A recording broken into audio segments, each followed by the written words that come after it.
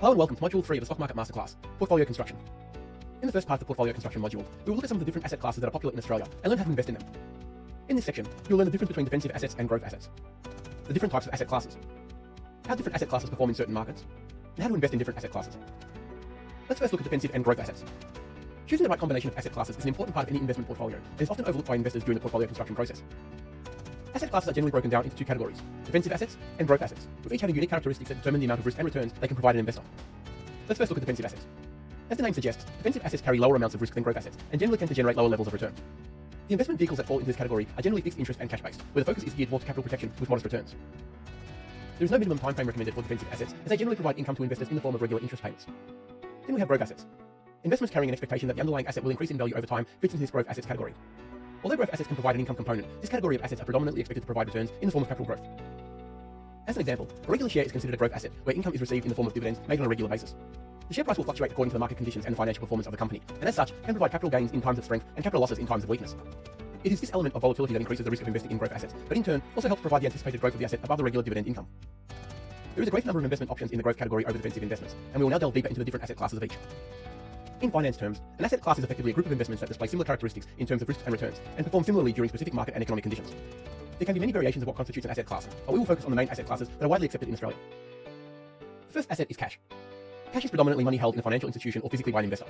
Any cash held at a financial institution may be in an account that earns interest, but this is usually at a very low interest rate, and funds are generally accessible on call by an investor. The next class is term deposits.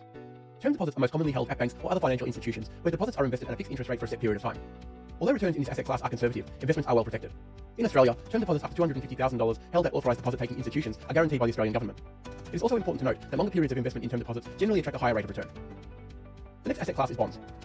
Although known as debt securities, bonds are a fixed income investment where investors loan money to a corporate company or government, called government bonds, up to a maturity date where the debt must be repaid. Bonds provide income to investors in the form of regular interest payments, but unlike shares, an investor does not have ownership rights, so any capital growth of the company will not benefit the bondholder. Once issued, corporate bonds can be bought and sold on the exchange, just like shares, and government bonds can be traded on the ASX in the form of exchange-traded treasury bonds. Let's now look at the growth asset classes. The first one is domestic equities. One of the most recognisable asset classes to investors, domestic equities are the company shares that are traded on the ASX. As an asset class, many domestic equities provide income in the form of dividend payments and capital growth from rising share prices. Most investors own shares for both components, but it is the capital growth aspect where the performance of a share is ultimately judged. Because of the inherent nature of company values rising and falling on the back of individual performance, this asset class is considered riskier than some other growth asset classes because of the expected volatility attached. The next asset class is global equities. International equities offer investors a greater variety of investment options that aren't necessarily linked to the performance of the Australian companies on a global scale. As an example, Australian companies could be operating in a flat period of growth domestically, which would have a negative effect on their share prices, while international companies from different regions could be experiencing quite the opposite simultaneously. Global markets also have a greater representation in other industry sectors that are limited in Australia. The technology sector is a good example of this, where Australia is quite small compared to America and China. The next asset class is real estate. Real estate investment trusts, also known as REITs, are companies that own and manage commercial and residential real estate such as warehouses, apartment buildings, shopping centres, hotels, and offices. Publicly offered REITs are traded by investors on the major exchanges, just like equity shares, and generate income in the form of dividends. The price of a REIT will rise and fall just like a company share, and is driven by fluctuating value in their assets and income. The next class is commodities. In reference to investment, commodities are a product that is bought or sold purely on price. There are many different commodities available for investors to trade, where gold, silver, oil, natural gas, and wheat are amongst the most popular. Although investors can technically buy and sell the physical product, the majority of transactions occur using contracts for difference, also known as CFDs, futures contracts or exchange-traded funds, ETFs, which are available on many of the major exchanges and broking houses. Let's now look at asset class performance. As I mentioned earlier, an asset class is a group of investments that display similar characteristics in terms of risk and returns, and perform similarly during specific market conditions. Let's now break down the three main market conditions an investor can expect to deal with: a bullish market, a bearish market, and a flat market, and see which asset classes have historically performed best for each. Let's first look at a bullish market. Equity markets generally lead the charge in bull markets, where domestic and international shares are the stars of the show.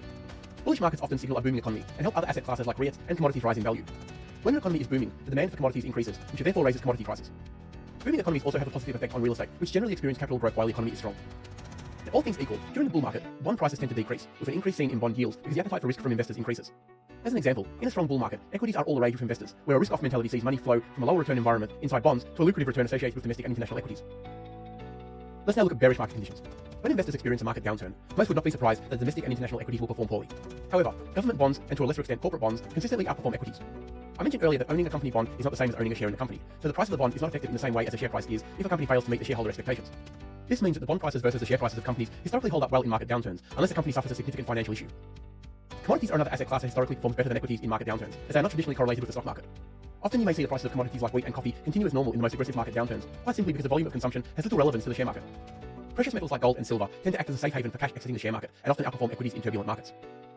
Now let's look at flat markets. Also referred to as sideways or range-bound markets, flat markets tend to have the most consistent performances across most asset classes. Equity markets, both domestic and international, operate within a low volatility environment, meaning that the majority of stocks fluctuate up and down without any adverse moves either way. This type of market condition is ideal for income investors who require income through dividends without significant fluctuations in the value of their share portfolio. Commodities and bonds have a tendency to remain steady in this market environment, as do REITs, whose income is derived from rent and capital growth of assets. In a flat market, property rarely decreases much in value, but the economy is generally sound, so rental incomes and leases that make up a substantial portion of REIT income are expected to remain stable or increase. Let's now look at investing in different asset classes. Now that we have established some of the different asset classes available to investors, the next section will focus on how investors can access them. There are two categories of investors: wholesale investors and retail investors. How an investor gains exposure to certain asset classes will depend on which category they fall under. Let's first look at wholesale investors. Clients who qualify as wholesale investors are expected to assess proposals of securities and other financial products without the protection of product disclosure statements afforded to retail clients. Also known as sophisticated investors, an investor must satisfy either of the following tests to be classified as a wholesale client: a person or entity that has net assets of at least $2.5 million, or a gross income for each of the last 2 financial years of at least $250,000. It is important to note that a certificate from a qualified accountant must be provided detailing the above information for an investor to be classified wholesale, and the certificate must be renewed every 2 years to remain valid. Wholesale investors can access a wider variety of investments in the primary market, including unlisted corporate bonds and share placements that are not available to retail clients, giving them a distinct advantage in terms of investment opportunities. The primary market is where securities are created, where investors purchase directly from an issuer. Financial products like company and government bonds, new stocks that are sold by investment firms, also known as company floats, and initial public offerings, IPOs, are all accessible in the primary market. Then we have retail investors.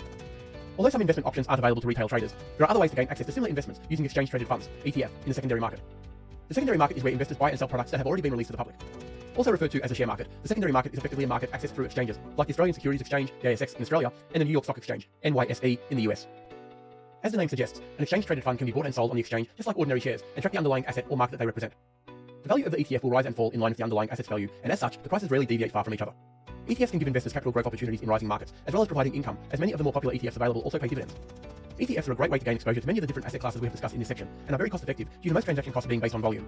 This means that even investors with modest portfolios have the ability to trade investments like bonds, REITs, and international equities without the need to abide by the minimum levels of volume. As an example, a portfolio as small as $10,000 could easily be divided into 5 separate asset classes without the need to leverage the base to meet minimum trade sizes. There are also ETFs that track major indices like the S&P 500 in America, the United Kingdom's FTSE 100, and Australia's ASX 200. This is a great way for investors to gain exposure to international markets without the need to invest directly with individual companies. The table that we can see on the screen displays some of the most popular ETFs that represent the asset classes discussed in this section.